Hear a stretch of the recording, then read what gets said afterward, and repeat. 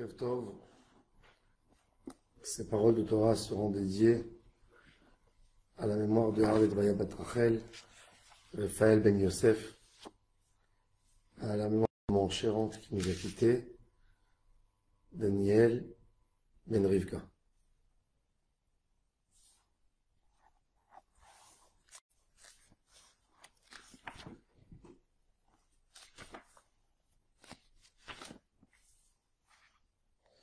Nous allons parler, on arrive à Purim, de la Megillat Esther.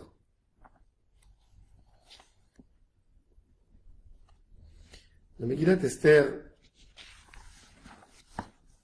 il y a des gens qui sont mahmir d'avoir une Megillah où toutes les pages commencent par le mot Hamelech. C'est pas rien qu'une beauté du texte. On peut faire un partage que toute la Megillah commence par Hamelech. Kadosh Baruch Hu, sa royauté est cachée. Il est caché à un point qu'on l'ignore. La royauté d'Hachem ne se manifeste pas dans le monde comme elle devrait se manifester. Parce que Kadosh Baruch Hu est patient et parce qu'il laisse les êtres humains, par le système du libre arbitre, de découvrir eux la royauté d'Hachem. Et l'être humain pense des fois que mais, du fait qu'il a un libre arbitre, ça lui permet de laisser ses actions dans ses mains. Mais il ne se rend pas compte que même les actions qu'il fait sont téléguidées par Hachem. Et rien qu'à la fin de tout, il comprend comment Akadosh Baruch Hu était l'auteur. Il comprend à quel point que lui, il réalisait le film que Akadosh Baruch Hu a écrit. L'homme s'imagine qu'il fait des choses pour le mal. Et il est fait pour le bien. L'histoire de Esther, elle commence par un festin de Achashverosh. Achashverosh, fou, un vrai fou, un nouveau riche, un homme qui n'a jamais été éduqué, une éducation de roi ni de prince. C'est un homme simple qui est devenu roi. Il a trouvé des trésors, il a fait des milices, qui sont devenues une armée, et il a épousé la petite fille de Nabuchodonosor, la fille de Belshazzar, Vashti. Par sa force, par sa richesse, et il est devenu roi. Il avait un grand complexe, un sentiment d'infériorité. Et donc il a tout fait pour exprimer sa royauté. Il a fait des festins qu'on ne peut même pas imaginer. Une durée pas possible, 180 jours de festins. Ce qui montre une puissance économique. Où vous avez vu un pays que la capitale entière fête 6 mois suivis. Il faut avoir des poumons pour nourrir une empire quand la capitale fête pendant 6 mois suivis. Et dans cette fête, il n'y avait pratiquement plus aucune limite de ce que les gens avaient le droit de manger, de boire. À un moment, quand la fête, plus on avance dans la fête, les gens veulent des émotions. Et ils cherchent des choses qui sont pas, qu'on ne pense pas normalement. Et là, le roi décide de faire le concours qui est la plus belle des femmes du monde. Il appelle sa femme Vashti. Elle veut venir se prononcer, mais quand il se prépare, elle voit qu'elle a des boutons de lèpre de tout son corps. C'était pas un concours de femmes qu'elle venait habiller. Et les juges témoignaient sur leur classe, sur leur manière de marcher. Dès qu'elles viennent, qu'elles soient vérifiées. Et elle refuse. Et il y a un des conseillers de Achashverosh qui dit, je vais lui conseiller de tuer sa fille, de sa femme, pour pouvoir lui donner ensuite sa fille. Ce conseiller s'appelle Aman, Memouchan. Il réussit à convaincre le roi que Vashti, c'est pas un problème de shalom bayit entre un homme avec sa femme. C'est entre un roi et une citoyenne. Parce qu'il faut savoir, quand le roi écrit à la maison sur ses enfants, et les enfants disent à leur père, j'ai pas envie de faire ce que tu me dis. Est-ce que l'enfant il s'appelle rebelle? Non. Il s'appelle fils de son père, qui est en train de faire une crise. Quand la reine, elle se fâche avec le roi, elle lui dit, je ne vais pas venir manger avec toi ce soir. Est-ce qu'elle s'appelle une rebelle? Non. Elle s'appelle une femme qui a un problème de shalom bayit avec son mari. Aman a réussi à trouver dans ce qui a fait Vashti, dans son refus de devenir une rebelle. Elle a été condamnée comme une rebelle. Achashverosh a écouté Aman. Mais c'est Aman, grâce à ce Aman, Achashverosh a épousé en fin de compte Esther. Alors Aman avait des idées. Il a vu midi à sa porte. Il voulait avoir plus de pouvoir, plus d'influence sur le royaume. Donner sa fille, c'était comme s'il avait une main chez le roi. Et il a amené au trône Esther.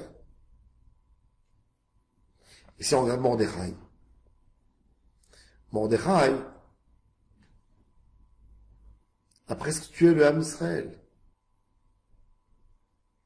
Mordechai, toute une histoire.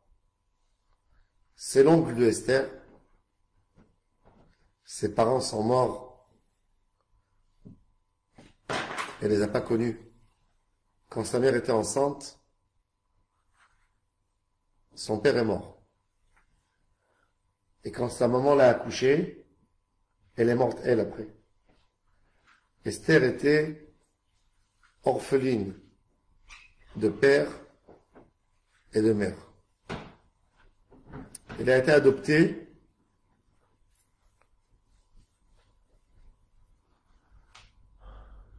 par Mordechai, qui était le neveu de son papa. Esther, fils de Avichaïl. Avichaïl était l'oncle de Mordechai. Certainement le frère de son père. Peut-être de sa mère, je ne sais pas. Mais Avichaïl était l'oncle de Mordechai, comme il est mentionné dans la Megillah. Mordechai a fait grandir Esther. Selon le Talmud, quand est arrivé l'âge d'Esther pour se marier, Mordechai lui a cherché, lui proposé des garçons. Elle lui a dit non. Le seul homme que je peux accepter, c'est toi. Et ils se sont mariés. Et voilà qu'il vient un malheur. Il faut comprendre la cruauté de l'époque de Achashverosh. Quand on dit Achashverosh, on va chercher une femme.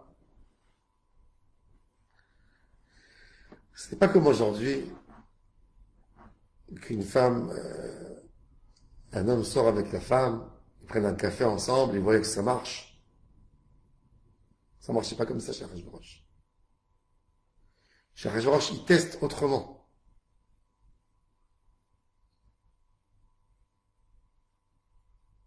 Alors ils ont dit, on cherche une femme pour le roi, c'était pour dire que le roi cherche. Mais ils prenaient les femmes. Que ce soit des femmes jeunes, des mariées, toutes belles femmes étaient assemblées dans un grand endroit où elles ne pouvaient plus sortir. Elles étaient alimentées par des médecins. Ils leur faisaient des bains d'huile où elles se baignaient pour rendre leur peau tendre. 6 mois, imaginez-vous, 6 mois on met un homme dans des bains d'huile. Shisha chodashim beshemen amor. Vishisha chodashim babesamim. Que la peau, elle dégage une odeur même si elle n'est plus là-dedans. Un homme qui est 6 mois en le loin que de parfum, d'huile, 2 ans après, il sent encore. Bon, 12 mois, et qu'est-ce qui se passe après? Après, on l'habille. Tout ce qu'elle demande pour faire un spectacle devant le roi, on lui donne. Elle a besoin de lui plaire. Elles vont se battre sur son cœur. Elle passe avec lui la nuit. Et le matin, si le roi n'a pas décidé qu'elle reste avec lui au palais, la malheureuse va au harem. Elle ne bouge plus de là-bas que si le roi l'appelle. C'est tout. Jusqu'à la fin de sa vie. Regardez quelle cruauté. Maintenant, vous allez dire, bon, combien de candidates? 20, 30. Esther est venue chez Achashverosh.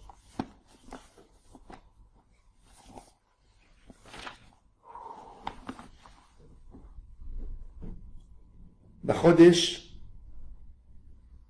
Asiri ou Chodesh Tevet Bishnat Sheva le Malchuto. C'est-à-dire 3 ans quand il a gouverné, il a fait le festin. Le festin a duré 6 mois. À la fin du festin, il a tué Vashti. Si on est dans la 7e année, on a à peu près 900 jours qui sont passés. Vous imaginez 900 femmes au harem. 900 femmes. Mordechai est conscient du problème. Il a une idée géniale. Il a dit, moi je vais faire quelque chose que même au harem, on ne prendra jamais Esther. Il dit à Esther, tu dis pas comment tu t'appelles. Tu sais pas qui est ton père et qui est ta mère.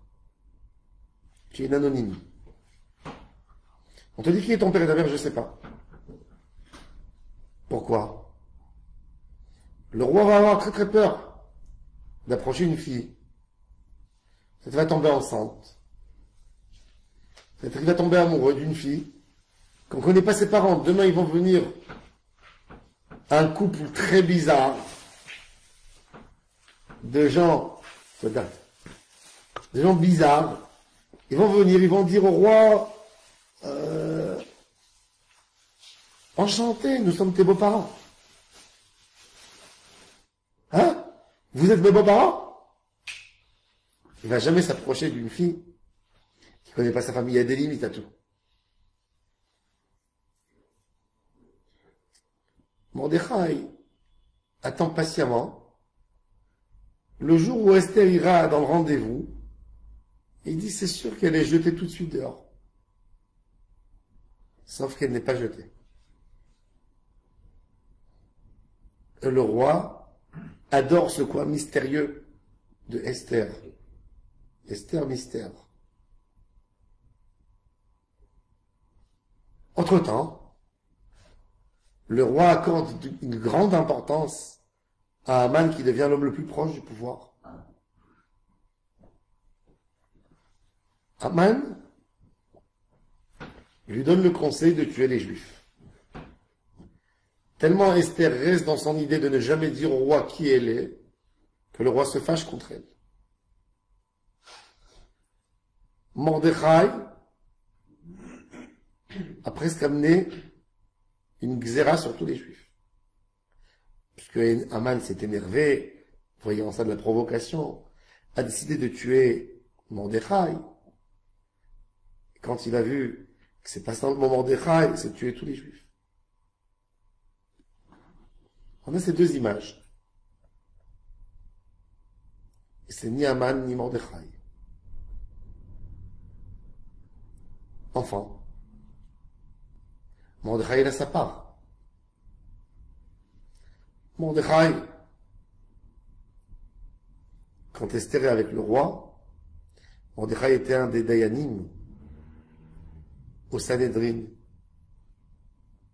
qui est venu à Babel. Mordechai avait déjà été très âgé. Il a quitté Jérusalem à peu près 10 ans avant la destruction du temple. C'était un des élèves qui était censé être membre du Sanhedrin. Il connaissait de nombreuses langues. Il y a des qui disent 70 langues de la région. Des langues, des dialectes. Achashverosh avait 2 gardes-corps. Et Mordechai, de sa peine pour Esther, sa femme ou sa nièce, tous les jours il était là-bas. Il y avait là-bas un bar, à la sortie du palais, où tous les hommes, le staff, les officiers, etc., ils vont là-bas. Et il entend 2 personnes qui parlent d'une langue très bizarre, que lui connaissait cette langue parce qu'il était membre au Sanhedrin. Et il avait appris cette langue, qui demande d'empoisonner le roi et de faire un putsch. De peur que sa nièce elle va se faire tuer parce que c'est la reine. Il va y dire à sa nièce, qui raconte l'histoire à Achashverosh. Les Juifs, les deux, non. Il se trouve que c'est vrai ce qu'ils ont dit. C'était eux les responsables. Elle lui a amené son thé, son café. Et ils ont trouvé du poison dans ce qu'il lui a amené. Ils ont été pendus. Et Achashverosh n'a pas récompensé sur place Mordechai. Ou parce qu'il pensait le récompenser en occasion. Mais ça n'a pas été fait. Ce qui a fait que cette histoire a été écrite dans le livre du roi. Mais en même temps, ça a été écrit qu'il n'a pas été récompensé. Et l'histoire a continué. Et là, Haman devient important. Devient très important. Tellement important, à un point où le roi dit que tout le monde doit se prosterner à Haman. Tout le monde, c'est qui tout le monde? C'est tout le monde. Même Mordechai.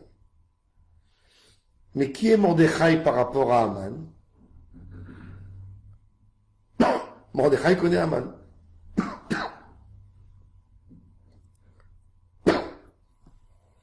Avant que il y avait Achashverosh. Mordechai était officier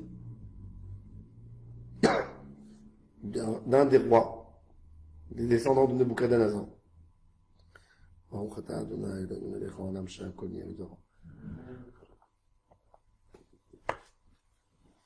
T'es officier, et à l'époque, c'est pas comme aujourd'hui, que dans un camp militaire, tous les jours, vous avez un camion qui arrive, qui les fournit en nourriture, en habits, en ce qu'ils ont besoin. À l'époque, chaque chef de troupe était comme un chef d'état-major. On lui donne le budget annuel et on lui dit dirige tes soldats, faites la conquête. Il y a une idée générale, mais il doit résister avec ses soldats. C'est à lui de leur acheter leur pain, et ça doit tenir pour toute l'année le budget qu'ils lui ont donné. Mordechai est officier, grand officier, gradé, et Aman avec lui aussi. Aman fait la belle vie avec ses soldats. Tous les soirs, ils boivent, font des festins. Il y a un prix. Chaque Shabbat, il y a un mot de Motzei Shabbat.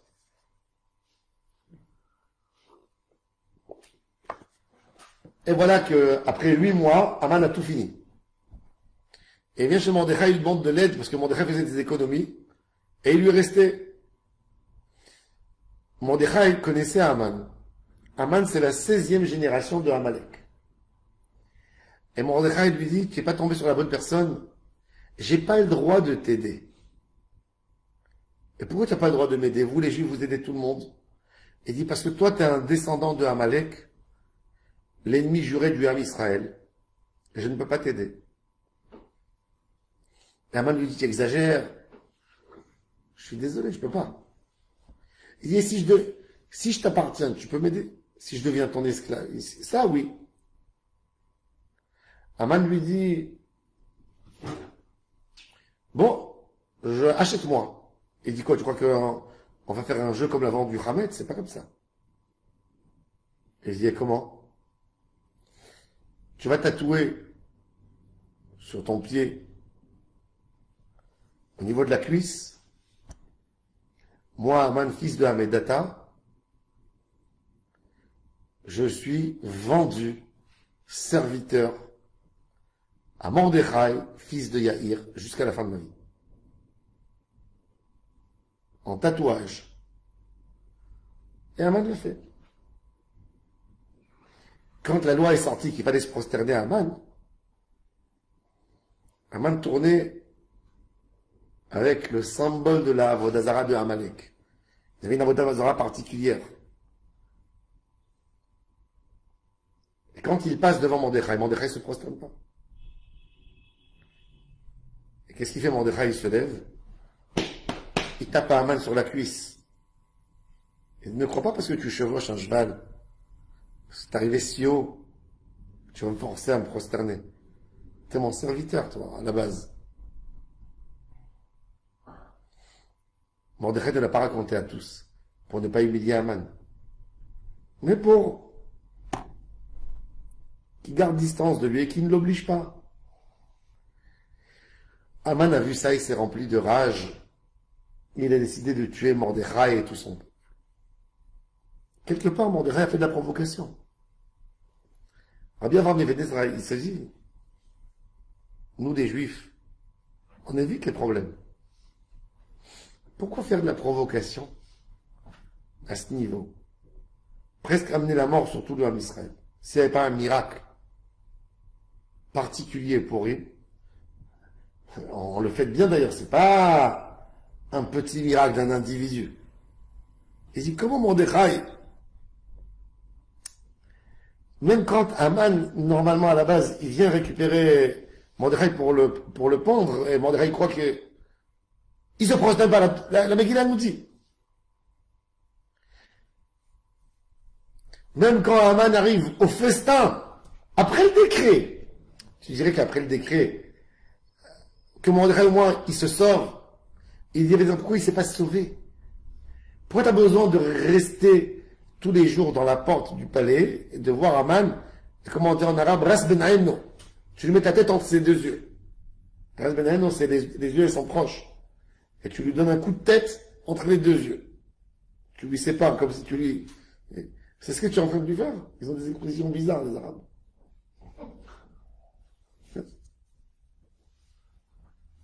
Ils ont des têtes bizarres. Qu'est-ce qu'il a voulu, Mordechai?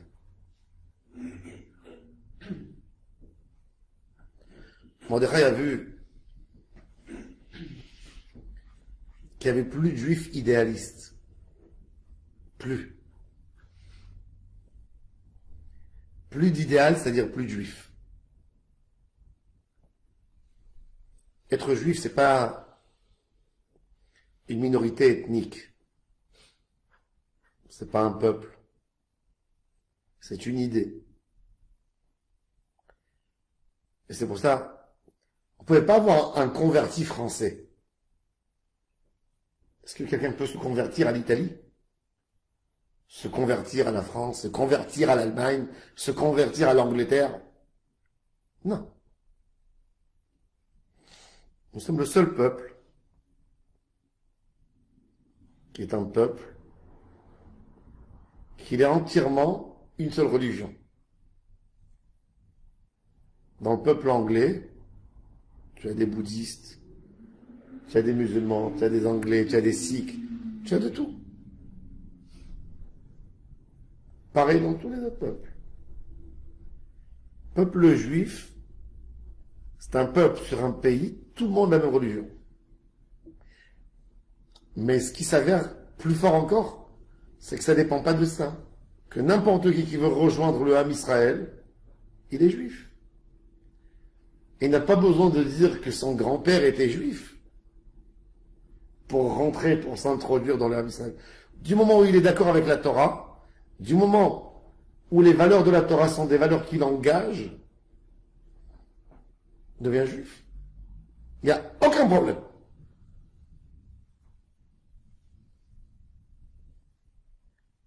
Mais quand il n'y a plus d'idées, quand il n'y a plus d'idéal, Am Israël ne vaut plus rien du tout. Mordechai Yehudi a dit de vivre sans idéal, 70 ans de galoute. On a contesté Eretz Israël, comme que j'ai expliqué, j'ai parlé de ça la semaine dernière. On a contesté tout. Peu de choses. Le premier décret d'Hachem, les 10 commandements, je suis Hachem, vous n'aurez pas autre Dieu, ça je ne peux pas. Mais je ne me sauve pas. Parce que tous les juifs autour de moi, tout le monde se prosterne. Tous les juifs se prosternaient. Mordechai était le seul juif. Tout le monde sont devenus quelque part de peur. Mais ils sont comportés comme des idolâtres, des païens. Et ça, c'était la Msirut Nefesh de Mordechai Yehudi. Et là, on voit comment Akadosh Baruch Hu peut sauver un peuple grâce à une personne. Une personne. Et là, tout d'un coup, à un certain moment dans la Megillah, toutes ces histoires que ne veulent rien dire, absolument rien, dans l'histoire comme elle s'est passée, elles deviennent comme un puzzle qui complète d'une manière magique. Et ça va tellement vite qu'on ne peut plus arrêter. Comme elle dit la femme de Haman, et ses amis lui disent, oh, si Mordechai est juif et t'as commencé à tomber devant lui, c'est fini pour toi. C'est même pas la peine. Ça y est, c'est fini. Quoi, il savait pas ça avant? Il savait pas que Mordechai était juif? Il savait très bien. ויהי כי הגידו לו את העם מרדכי ויבקש המן להרוג, להשמיד ולאבד את כל היהודים מנער ועד זקן, tous, טף ונשים, ביום אחד ושלנם לבוז. Alors quoi, ויהי כי הגידו לו את העם, ויהי כי הגידו לו, Ça veut dire maintenant tout d'un coup, Zeresh Eslami lui dit, Imizera Yehudi Mordechai. Aman, c'est le petit-fils de Amalek. Il n'y a pas, comme lui dans tous les goïms, quelqu'un qui connaît mieux Am Israël que lui. Il connaît la force énorme de Am Israël. Et il connaît leur grandeur. Mais il sait aussi à quel point ils peuvent s'éloigner. Quand Haman a dit à Achashverosh pour le festin, porte des habits de Kohen Gadol, il lui a dit ce que les chrétiens ont dit pendant 2000 ans. Le bon Dieu a abandonné son peuple. Il dort. Oui, il y a des moments où tout le monde pense qu'il dort. De 39 en 45, il y a beaucoup de gens qui pensent que Kadosh Baruch Hu faisait la sieste. Oui.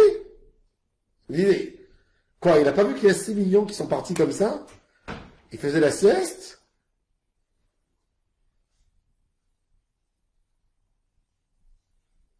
Un jour, pourvu que ce soit de nos jours, on verra le Hamelech sur chaque page de la Megillah. On verra que Hachem, c'est pas qu'il sait ce qu'il va se passer. Il est l'auteur. Et il va nous montrer le puzzle, comment il se complète. Megillat Esther, elle est Kadosh comme un Sefer Torah. Les halachot qu'on a dans la Mezouza, qui est un Mita Shel Torah. La Gemara dans le traité Megillah, quand elle a parlé de Megillat Esther, elle a dit qu'est un Mita Shel Torah. Qu'est-ce que ça veut dire Amita, le Emet de la Torah? C'est quoi le Emet de la Torah? Vous savez c'est quoi le Emet de la Torah? C'est quoi le texte le plus sacré de la Torah? C'est le texte que Akadosh Baruch Hu nous a dit de copier sur nos Tefilin et sur nos Mezuzot. Le schéma Israël, Hashem Eloheinu, Hashem Echad, jusqu'à qu'il met Hashemayim à la Haaretz, c'est le Emet de la Torah.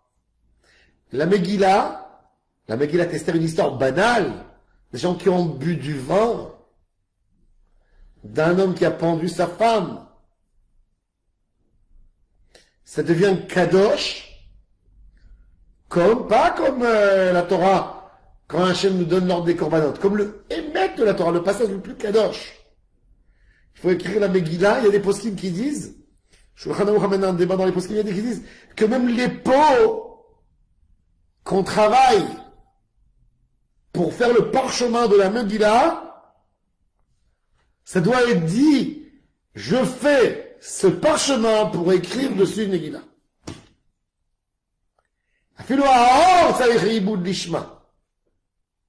Faut inscrire toutes. On est obligé d'écrire une Megillah, une autre Megillah, comme qu'on écrit une mezouza d'une autre mezouza. Toute la harote.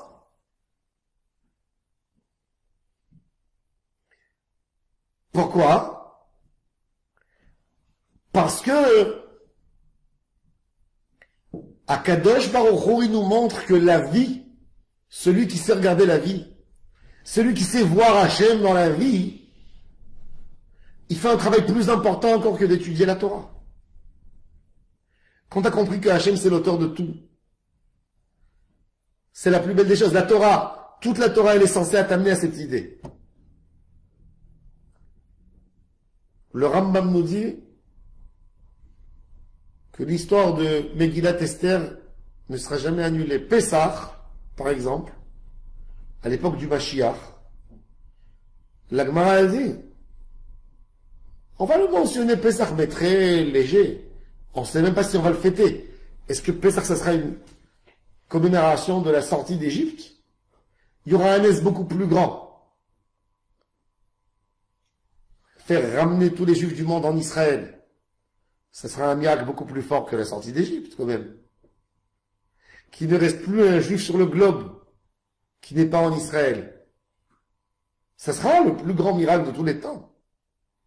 Et chacun va être convaincu de venir ici. Chacun par ses raisons, Hachem va renverser le monde. Alors la Gemara dit que Pessah sera second par rapport à la grande délivrance. Yitiat Mitzrayim tafel là, la Gemara dans Masechet Berachot. Mais le Rambam nous dit qu'une fête, elle va rester dans toute sa splendeur, Purim, avec son carnaval, avec ses déguisements, avec son festin, avec sa Megillah. Même quand Mashiach il va venir, une fête des Rabbanan, c'est même pas, c'est Kimou et Kiblu à Yehudim Aleem Ve'Azaram, c'est même pas un décret de Sanhedrin. C'est Mordechai qui a écrit une lettre, et il a été contesté, puisque c'est pas Mordechai qui a réussi à les convaincre. Esther renvoie une lettre au Ham Israël, ou Mahamar, Esther, Kiyam et Divrei Apurim Haele. C'est une décision qu'une femme a prise pour tout le Ham Israël. Et pourquoi? Parce que Esther, comme son nom, Esther a deux noms. C'est très bizarre, on appelle Megillat Esther, on aurait dû l'appeler, si on était des bons juifs, on aurait dû l'appeler Megillat Hadassa. Elle s'appelait Hadassa, Esther. Hadassa, Esther. Hadassa, c'est le nom juif. Esther, c'est le nom perse. Comme en France, les gens, ils donnent aux enfants le nom à la synagogue, le nom où ils montent au Sefer Torah, le nom juif, dans la Brit Mila, et il y a le nom avec lequel on va à l'école, on travaille, on a son permis, on a son passeport. Si tu parles de Hadassa, qu'est-ce que tu parles de Esther? Esther, c'est un nom perse qui est devenu après... Non, Estar, l'étoile, Star. Star. Begin Chamir Istar. C'est des étoiles. Mais Esther, pour nous, elle signifie le mystère d'Hachem. Comment Hachem fait les choses? Comment Akadosh Baruch Hu fait des choses? Hachem peut mettre quelqu'un 30 ans dans un endroit pour que après 30 ans, il sera là pour faire quelque chose pour l'autre. Mais le modèle, il va à l'infini. Un homme dit, par hasard, tu sais, j'étais dans la rue, j'ai rencontré un tel. Quel par hasard? Avec Hachem, il n'y a pas de hasard. Mais la Megillat Esther, elle nous le raconte si beau. La Megillat Esther nous demande une émouna totale en Hachem Yitbarach. Il est très difficile de voir la main d'Hachem quand on souffre, quand on a des gros problèmes. Alors si on voit qu'il y a la main d'Hachem, c'est pour grogner, c'est pour crier, c'est pour dire comment il me fait une chose pareille. On aime bien dire Hachem pour donner une belle allure à nos fêtes. Alors on dira, ah, merci Hachem, avec une immense joie, un grand remerciement à Hachem Yitbarach. On a le plaisir de vous inviter pour le mariage de nos enfants. Et quand quelqu'un, il a un malheur, il dit pas, avec la volonté d'Hachem Yitbarach et avec sa présence toujours sous. Non. Il est ailleurs. C'est vrai. Mais Esther Amalka, elle est venue nous faire rentrer comment tout mais Hachem Yitbarach. La grandeur du Ham Israël, c'est quand il a pris une claque il a trouvé Hachem. Vous savez, imaginez-vous, il y a un homme qui va à la plage avec son fils ou au marché. Il y a la foule. Et il y a le petit qui se perd. Chaque fois, le père, il attrape et il court. Il veut lâcher les mains de son père, absolument. À un moment, il se perd. Et le père qui court, qui cherche son fils, qui est comme un fou. Et le fils qui cherche son père, qui pleure.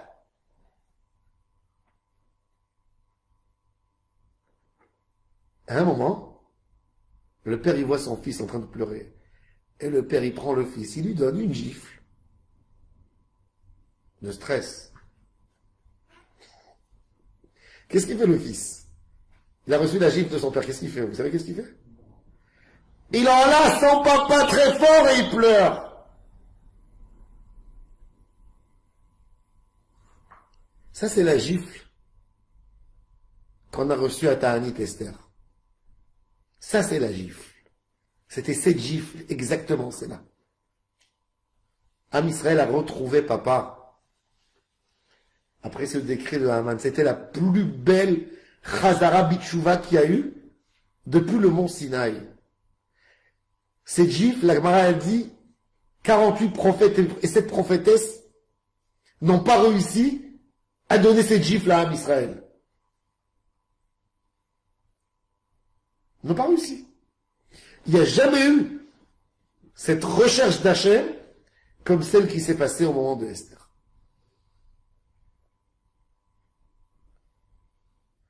Esther, quand Mordechai est venu lui dire tu dois rentrer chez le roi pour lui parler tout de suite pour sauver ton peuple, elle a pris son temps. Elle a dit jeûnez 3 jours, ils ont tous jeûné. Et après 3 jours, tous les juifs, vous savez, les infos commencent à passer vite chez les juifs.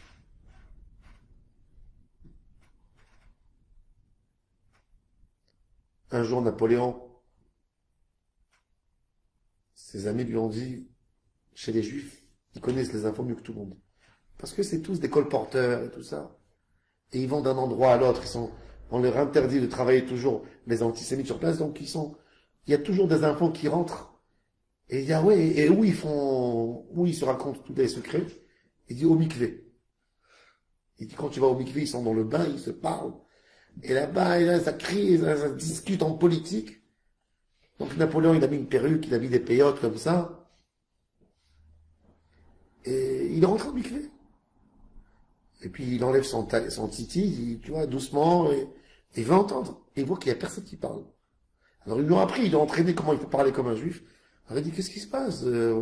Aujourd'hui, vous faites Ta'anit, dit, bon, il n'y a plus personne qui parle. Chut, Napoléon doit arriver au mikvé. Oui.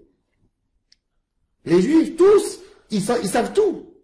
Et ben maintenant, il y a eu des infos que Esther, maintenant, c'est maintenant. Où elle doit rentrer maintenant, c'est une info. Sûr, il l'a dit maintenant.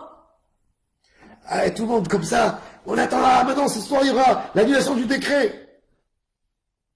Esther est rentrée, on a vu que le roi s'est levé amoureux.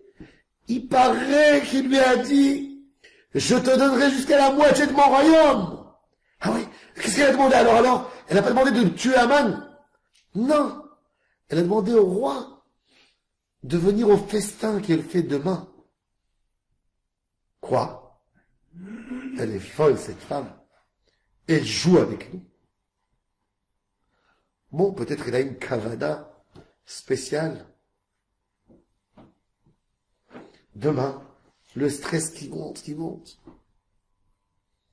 Et il y a un festin.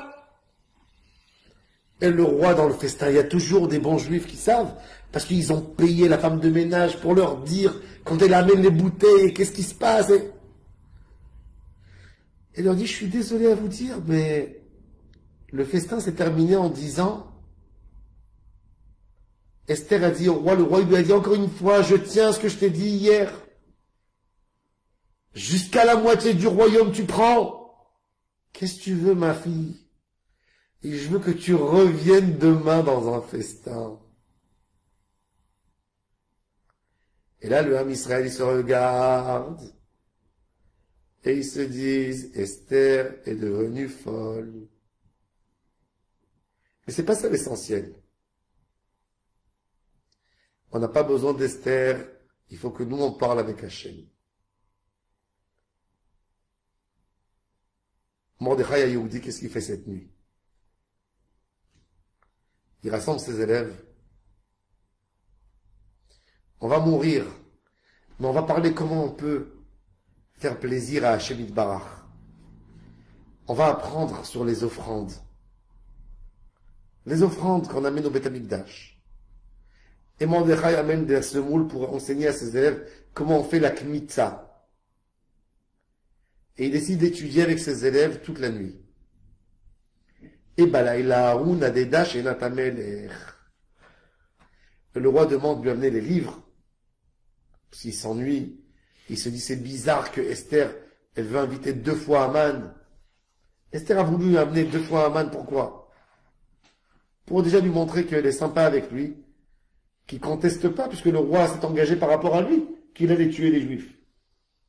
Donc elle a voulu le calmer, le raisonner. Mais la nuit, le roi il se dit, aïe, ma femme ne m'aime pas, à savoir s'il n'y a pas quelque chose, c'était quelqu'un qui avait énormément de phobie. Est-ce qu'il ne veut pas me tuer pour prendre ma place? Pourquoi elle veut Haman? Elle a un roman avec lui. Et il n'y a personne qui me raconte. Ah, peut-être j'ai pas récompensé les gens, j'ai envie de voir est-ce que je suis bien avec tout le monde, avec tous mes hommes proches. Et ils lui lisent l'histoire. Il y avait quelqu'un qui s'enrôle, il y avait beaucoup de domestiques à l'époque. Et un des enfants de Haman, c'est celui-là qui est responsable des archives. Et il prend le rouleau où il y a écrit les gens à récompenser, les histoires, les événements de telle année à telle année. Et quand il passe, il voit l'histoire de Mordechai, il fait bouger pour ne pas dire. Et Gabriel vient, il lui reroule le rouleau de l'autre côté. Et il repasse, il relit. Alors le roi dit, lis ce que tu es en train de dire, qu'est-ce que tu roules? Et ça se lit et il lit. Et il dit, oi, je n'ai pas récompensé Mordechai. Et il y a Haman qui vient la nuit pour demander au roi l'aube de pendre Mordechai. Il a déjà été invité pour 2 festins. Et il fait le poteau dans sa cour pour que tout le monde dise que lui aussi il est roi. Il ne veut pas pendre Mordechai dans la place principale de la ville. Non. Pour ne pas qu'on dise que Mordechai a été tué par le roi. Dans sa cour à lui. Pour qu'on dise qu'Haman a tué le Mordechai. Et le roi lui dit, dis-moi, comment il faut récompenser? Et croit Haman que la reine elle l'aime et le roi l'aime. Et quand il raconte tous ces fantasmes, il dit, il faut lui donner le cheval. En fait, Achashverosh entend dans tout ça un renforcement à ses imaginations à lui, qui veut lui prendre sa place. Puisqu'il lui demande le cheval que le roi a chevauché le jour où il est devenu roi. Et les habits que le roi a portés quand il est devenu roi. Et tout ça rend fou Achashverosh. Alors il lui dit, va le faire à Mordechai. Haman, il ne savait pas que Esther, c'était la... Bref, non. Et il sort au Beth Midrash et il voit Mordechai et Yehudi assis par terre avec ses élèves. Et quand il voit Haman qui rentre, les élèves qui courent, qui attrapent Mordechai et qui pleurent, ne touchez pas notre Rav, c'est notre père. Et Mordechai dit à ses élèves, venez, on fait schéma, je me sépare de vous. Ça y est, je dois aller. On va me pendre. Et Haman lui dit, monte sur le cheval. Mordechai ne peut même pas monter. Il a jeûné 3 jours, il avait 95 ans. Et Haman se courbe, et Mordechai grimpe sur son dos pour monter. Et il le coiffe, et il l'habille, et il crie dans la ville. Alors il dit, qu'est-ce que vous êtes en train d'apprendre? On est en train d'apprendre les offrandes, la Torah, un poignet d'offrandes. Votre poignet, il est venu la dégager, mes 10 000 morceaux d'argent que j'ai donnés. C'est Am Israël qui a fait la tchouva. Am Israël a fait une teshuva incroyable. On va arrêter de dire, ah, j'ai des connexions Ah, je suis bien connecté avec celui-là. Ah, je suis pistonné par là. Ah, j'ai une force. Une seule adresse pour tout. Une seule adresse pour tout. Une seule. Pas deux. Une seule adresse. Hachem Yitbarach. Hachem Yitbarach. Ça, c'est Esther.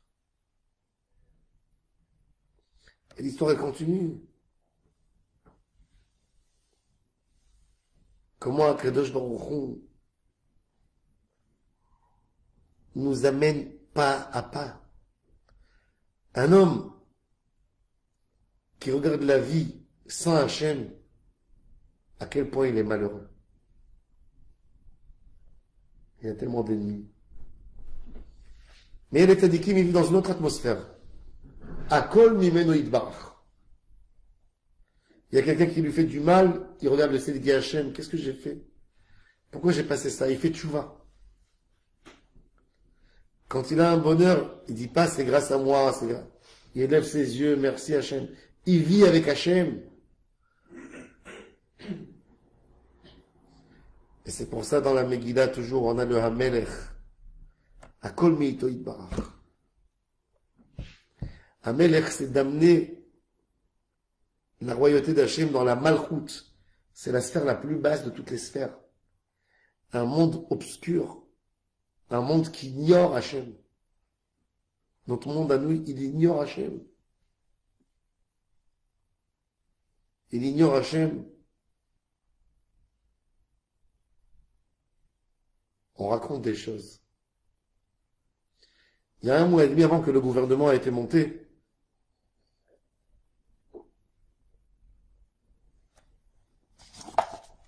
j'ai lu dans un chiour, je rentrais au chiour, et il y a un élève qui a amené une bouteille de whisky.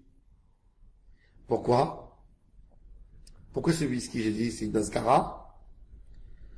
Non, non, non, je voulais célébrer, faire l'Echaim, parce que Ben Gvir est devenu le ministre responsable sur l'ordre dans le pays.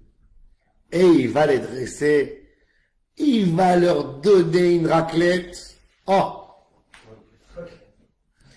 Et je lui ai dit, j'ai envie de pleurer. Parce que je sais que comme toi, il y en a beaucoup. Et je sais que Hachem n'aime pas ça. Quand on arrête de penser à Hachem et on pense que c'est que lui, ce ministre qui va régler ou c'est l'autre. De toute façon, tout ce qui se passe en Israël, c'est Hachem. Ça ne dépend pas de personne, d'un gouvernement de gauche ou de droite. 14 morts juifs en un mois assassinés. 14. Yad Hachem.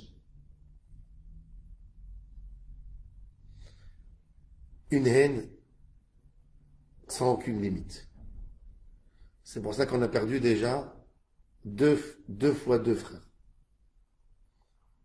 Vous faites la guerre entre frères, Hachem prend des frères. Mais on oublie. Pourquoi quand l'autre ministre était là, c'était lui le fautif? Non! Ni lui ni l'autre! C'est Hachem l'auteur, mais vous voyez pas? Vous croyez, il y a des gens, ils pensent pas logiquement. En France, j'entends les Juifs de France qui disent, il n'y a rien à faire. Il y a trop d'émigrants, il y a trop. En Israël, il y a encore plus. Sur 10 millions d'Israéliens, il y a 2,5 millions d'Arabes. Et il y a d'autres minorités. Ajoute aux 2,5 millions d'Arabes 6 millions de Palestiniens. On est 8,5. Il y a des qui disent que ce n'est pas les vraies données. Les vraies données, c'est qu'il y a 8. Et donc, en fait, il y a plus de Palestiniens que d'Israéliens sur ce territoire. Mais nous, on ne sait pas. On ne sait pas. Et on croit que demain, on peut régler les histoires. La réalité, c'est que personne ne peut régler, vous le voyez. L'homme qui s'est tellement exprimé, tellement, il a dit des mots, voilà, tu as tout eu.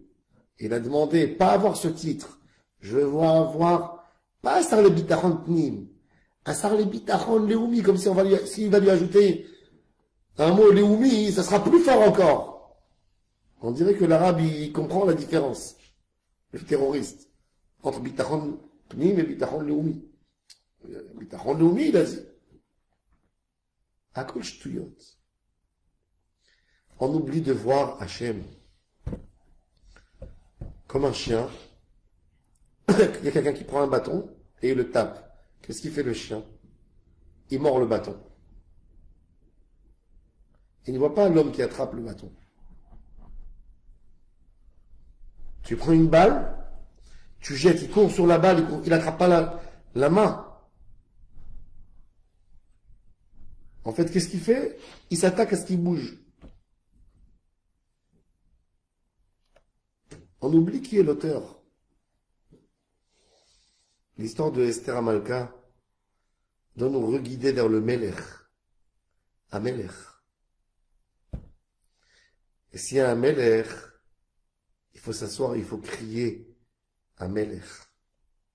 Tant qu'on ne criera pas, comme il dit le Zohar Kadosh, Am Israël, il ne peut pas être plus. Pourquoi Esther elle a instauré 3 jours? Pourquoi elle a instauré 3? Pourquoi elle n'a pas instauré 2? Pourquoi elle n'a pas instauré 4? Pourquoi 3 jours? Il n'y a pas Am Israël plus que 3 jours dans une tzara s'ils font tchouva.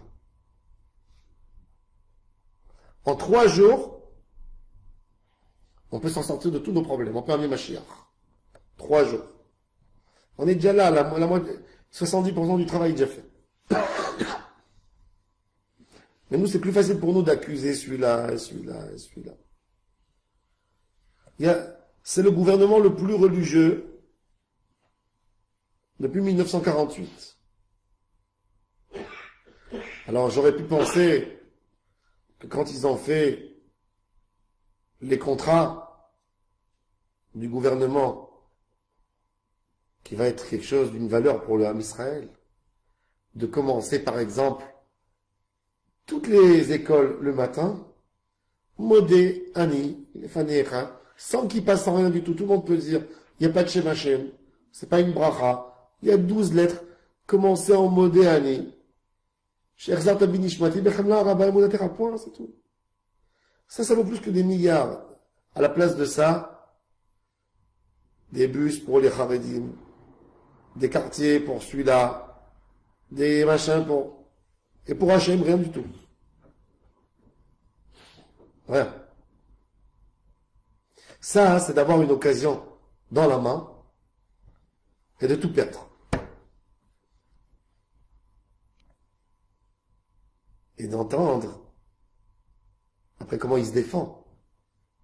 Ça, c'est encore plus grave. Il dit, moi, j'ai hérité vos problèmes. Est-ce que tu ne peux pas dire, j'avais de la gava, je pensais que c'est moi qui règle le monde, mais je vois que c'est pas moi. Je vois que c'est lui. Faisons tchouva nous tous. Ah, t'as peur de dire ça? Faisons tchouva nous tous, parce que quand tu dis ça, tu montres que tu es incapable. Mais tu es incapable. Mais c'est pas que toi tu es incapable, c'est que personne qui est capable. C'est pas ton problème que tu es incapable. C'est que personne n'est capable. Dans la situation d'aujourd'hui, il n'y a personne dans le peuple d'Israël, le plus grand des génies, le plus grand militaire, le plus grand chef, personne qui est capable. Il peut y avoir quelqu'un qui va, un avis qui va aller par la force d'Hachem, comme Shimshon Agibor, et bien quoi Hachem? Ça son pistolet. C'est Mashiach. Mashiach, il n'a pas besoin de rien du tout avec sa bouche. Berouar piv yamit raja. Il n'a rien besoin, ni bombarder avec des avions, ni rien du tout. Mais c'est ça, ce que Hachem veut qu'on comprenne. Am Israël, on était un peuple que 2000 ans, on ne savait pas comment a la forme d'une arme. C'est quoi une arme, on ne savait pas.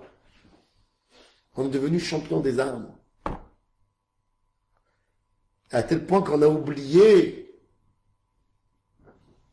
Il y a Hachem. Il y a Kippat Barzel. Pourquoi tu dis pas il y a Akadosh Baruch Hu? On a Kippat Barzel. Mais tout ça, c'est le grand éloignement d'Hachem. Bekdusha. En disant, ah, on est forts, nous les Israéliens. Regarde le génie juif. Regarde la force. Oui, Baruch Hashem. Hashem, il a donné une grande chokhma au peuple juif. Baruch Hashem. Heureusement qu'on vit avec des idiots, avec des Arabes. Non, ils ne sont pas idiots. C'est Hashem qui les rend idiots.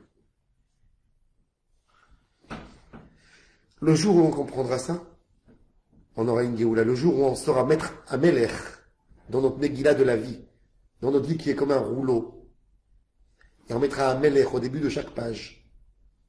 C'est là que la Géoula va arriver. C'est là qu'on comprendra qu'un Melech, c'est Hachem, qui l'a donné à la Meloucha. Où on dit ce texte? Avant, quand on parle de quoi? De la Géoula. Qui l'a donné à Meloucha? Quand nous on donnera à Hachem à Meloucha, ou Moshe Bagoïm, Ba'alou Mosheim, Be'artzion, Lishpot et Taresav, Ve'aïta l'Hachem à Meloucha. Alors c'est quoi qui l'Hachem à Meloucha? Ve'aïta l'Hachem. Qui l'Hachem à Meloucha? C'est que nous on va chanter. Qui l'Hachem à Meloucha? C'est toi le roi. On s'occupe de rien puisque c'est toi le roi. Là, Ba'alou Mosheim, Be'artzion, il va y avoir la délivrance. Là, Esav sera jugé. Et là, Ve'aya Adonai, le Melech, Al-Kol, Haaretz. Bayom Haou, Iya Adonai Echad Ushmo Echad, Amen Keni Yiratzon.